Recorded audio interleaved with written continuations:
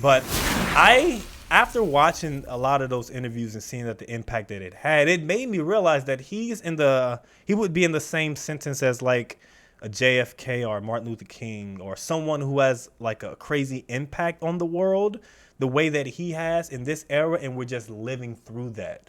Because think about if we were in like Martin Luther King's time. True.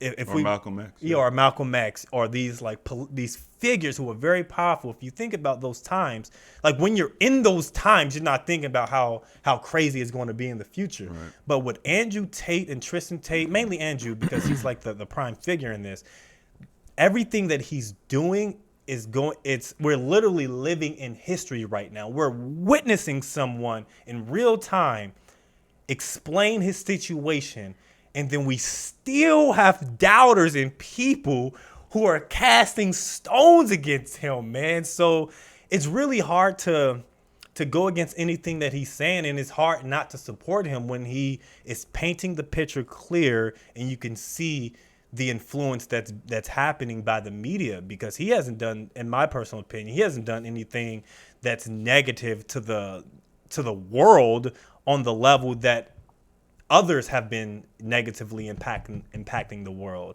You know, the fact that he gives to charities and he donates throughout the world prior to his... He doesn't just donate. He donates $25 million a year. That's massive.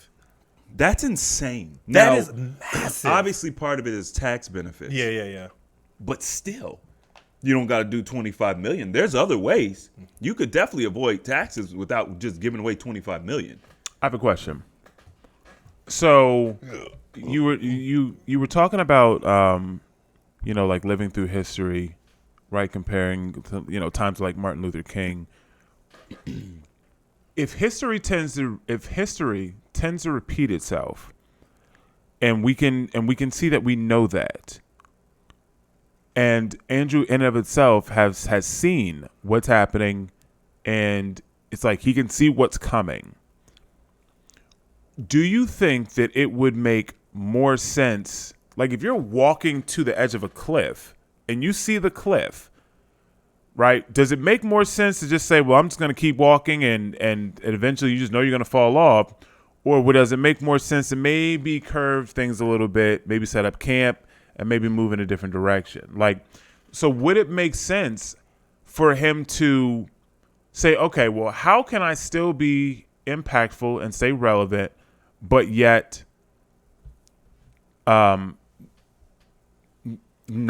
put myself into an early grave by just continuing to go up against this juggernaut of a system? Right. Yeah, he spoke about that because they asked him on the Valuetainment podcast, like, you can just dial it back. Like, can you go away? And he spoke about it. He's saying, like, it wouldn't be within him to do that. You know, like, he sees this impending situation happening. You know, maybe he can just live his life, be rich, and make an impact in silence. But he has so many people that look up to him and that follow him that he wouldn't even feel comfortable, or it would go against who he is as a person. Well, I'm not. So I guess. Well, thank you for that, because I didn't watch the interview, so I didn't know that was a question. I want your opinion, or both of you guys' opinion. So I understand what he's saying. And I don't personally agree with that. When I say I don't agree with it, I understand what he's saying. Like like I can't stop, but you can. And I'm like, it's almost as if it's an addiction, right? Because you weren't always like this. You didn't always be the most Googled man in the world, right? But now it's like, well, I am now. Well, you don't have to make these changes in silence, right? I think that you can focus on the people that you have, right? It's almost like the phrase, love who you're with, like in sales, if you're working with a customer, just because a new one comes in and you don't think this person's going to buy, don't leave them and go to the new customer, right? Focus on who you have, because he has so much impact. My concern is that worst case scenario happens, a couple years down the road, something happens to him. He gets in a random car accident, right? Helicopter crash, type stuff, right? I rather would have you for the next 10, 20, 30 years, even on a lesser level, than have you intently for the next 3 to 5, and then you're gone, right? When you talk about impact, he's already made such a huge impact. I mean, between him and KS, like what's happening in our world has been crazy. And I think that he can, within his own network of people, focus on who is following him currently and continue to work to help them get to those next levels, and then almost duplicate himself without implicating himself or putting himself in continuous bad lights. And I understand. But what he's doing is not even bad, though. Like, that's the part. I mean, I know what you're saying. Right. It's just like, bro, you got all this heat. Your bank accounts are shut down. You know, they blocked you on everything throughout the world. It's just like, focus on your family. Do it in silence. I mean, I personally would love him to do. I would love for him to do that. Like, just. What I'm saying is, like, it doesn't even need to be silent. Like right, what he's doing right now. What was his first podcast, right? Technically. Okay. Like, I mean, obviously he was on a podcast. You know, he was running the gambit. You know, before he was very much out there, right? Like, bro, like. Maybe get into politics and make a difference somewhere else. Or, I mean, maybe he don't want to get into politics, right? He could probably run for president. He knows better. Right, but I'm saying, like, I just it's frustrating because he's like, I'm a runaway train. Like, it's like when something, and it's not runaway because it's not necessarily him, but because of who he is. It's almost like we know he's not going to stop. We know he's going to keep, and the more pressure you put on him, the more he's going to push back. Here's the thing. Unfortunately, the fame and his power and everything about him that makes him him, that, like, it's all that the not stopping thing is the reason why he's him. So the problem is that it's a part of who he is. It's a core feature. That's how he got to where he is. And now you're asking him to change who he is. I'm saying adjust it. You don't have to be, I love Andrew. No, you don't have to be so public. No, you don't have to be so public, but you have to understand that it's who he is. It's literally like when Kevin Samuels, he says, when people complain about his delivery, and he says, okay, well, give me someone else to give a delivery like. And no one can give him an example of who to give the delivery as. And so he has to continue to do it his way. I'm not even talking about the delivery of his content. I'm just thinking about it. Listen, and obviously, and I already knew, like, I already, like, know he's not going to change. He's going to continue to be him, right? My hope is that something changes to where he finds a way. Yeah, like, you don't change who you are, right? You already have such an extreme following. Cultivate those people. I agree. If you've created a community already, it's like that influencer who's got 1 million followers and they're making, I don't know, X amount of dollars on Instagram, and now all of a sudden your Instagram's going to get shut down if this happened, whatever, and then you don't make any changes and it eventually gets shut down, right? It's just like, bro, you already have such a following. Cultivate what you have. It's easier to cost less money, right? It's easier to focus on the people that you already have, right? If you're talking about management or even video games, right? If you're upgrading a unit, it's cheaper to upgrade it than buy a new unit, right? I'm saying don't change who you are, but focus on who you have, because when you're out in the public like that, it's really about getting more people. It's almost like a recruitment, and I'm not saying that in a bad way, but the more public you are, the more individual eyes you can get. But once you already have those eyes, right? And I understand he has his university, But it's like, but for real, like I'm still thinking about joining it. But it's just like, well, you could probably just focus on them and still be you, right? And you know what I'm saying? Like that, you feel what I'm saying? Yeah, I don't agree with his decision to keep pushing the envelope either. Because me personally, I've had this, just in my own process and what I do, I've had the decision to make, and I'm not going to be a martyr. I've said that plenty of times. Right. Because what happens is you become the head of a snake and they just cut your head off. And then the movement just, and then eventually dies. Anybody who was following Martin Luther King Jr., whatever the movement was that he was heading, it's not here anymore.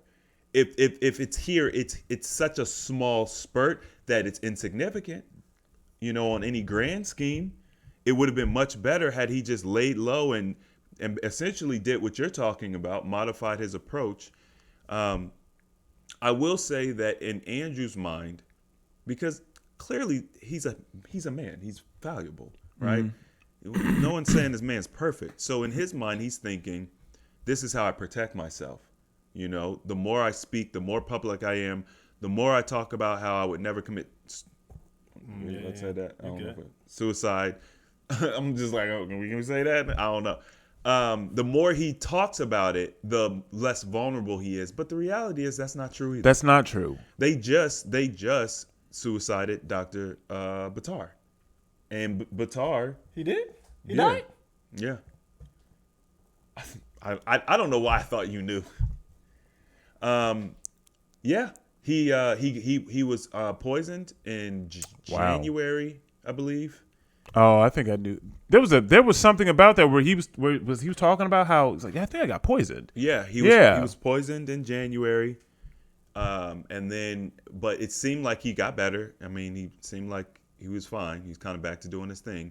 He had an interview, and he was like, "I'm just letting you guys know right now. If anything happens to me, I love my life. I'm happy. I would never kill myself. Like I was killed." And he died the next day. After the problem with stuff like that, and this is where his thinking is incorrect, Andrew, is that you can say all you want. Kanye, I'll never off myself. You know what I'm saying? Like, what? Okay, that doesn't stop them from doing it. No, it doesn't. And then even if it and even when they do it, no one ever is caught. Nothing is ever right. So it's just like, okay, great. We knew you wanted it. That works well for your family and your followers. We just know you didn't. But there's no justice coming from that. No justice. Like, bro, history has shown us that powerful men, right? They can have shorter lifespans because of certain reasons, right? And I'm not saying that, I'm not wishing this on him, but it's like he said it himself. Like, bro, like you're smart. You talk about this, reality will start to come, and it's just like, look at history. Just make an adjustment, right? I mean, we got to understand, and I think you said it earlier. You said he's not perfect, right? I mean, this man has a massive ego, and he has sick pride as well as good pride, right? And that's his sick pride talking. Yeah. Plain and simple. There's and obviously, as much as I like him, I can look at him and say, bro, that doesn't make sense. Yeah. That's. And he would probably make it make sense, but it's still sick pride. But at this point in time, don't you think it's too late? No, he's breathing. I'm saying, like, it's too late to change the impact that he's created. No, he's right now. He's okay. All he has to do is just stop talking. Just stop talking. Like out. You in the know world. what I'm saying? Talk like this to your people. Stop pushing all of your stuff out to the world. Here's one thing that I will say is different from Andrew Tate and Martin Luther King and Malcolm X and those kind of guys. Andrew Tate has a worldwide audience. Yeah. Especially the Muslim community too now. Yes, of course. Oh, right? Yeah. Oh, well, yeah. He converted there, really. Well, I thought that a lot of Would you say that's his biggest audience now?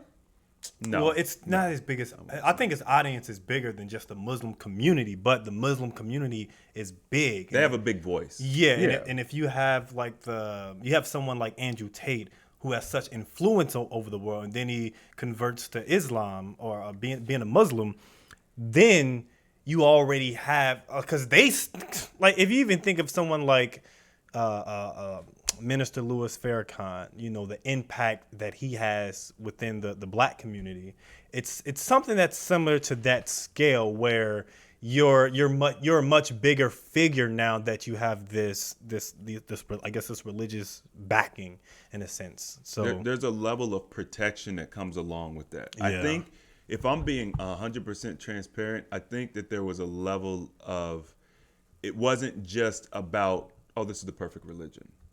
You know what I mean? Like, at this point in time, you could have your values and everything about God without converting. I think that was a tactical move. The dude thinks at completely different levels than most people. So most people wouldn't probably really consider this. They touched on it a little bit in his interview, but he didn't really answer it as clearly as PBD kind of put it. But I think that this was a tactical move, and he understands the influence that community has, and he's doing what he can to continue to accelerate his narrative and protect himself as best he can. So he's got worldwide notoriety. Also, if you think about the group of people that he's influencing, see, with Kevin Samuels, yes, he was influencing high-value men, which are powerful, but let's be honest, his audience was really women. Like, who brought him to fame? It was copper women, right? And this is not shade or anything, but that audience is not Andrew Tate's audience. Andrew Tate's audience is young men. These are game changers. Like, you can have all the resources. Kings and people in power lose their throne and they lose their empires all the time to young, brash men. Like the young men, army age or a little bit younger, those impressionable minds. So I'm Dangerous, thinking, man. bro, they're the most dangerous. dangerous group in the world. They're the pawns that everybody uses to play on the chessboard. So if you have a fingerhold on them and you kill Andrew Tate, there could be a revolution. There could be something that comes of it that is unquantifiable at this point because of his international fame and the specific group that none of these other figures that y'all mentioned that got killed had those people. That's true. So I think that he has bro, there were riots in countries that he's never even been to because he was falsely imprisoned. Like, that's different. Especially when you're talking about these European countries. Because They don't play. They don't play. Yeah. They're not like Americans. They don't play that. They were rioting. What's that company? BlackRock. yeah. Oh yeah, when they bought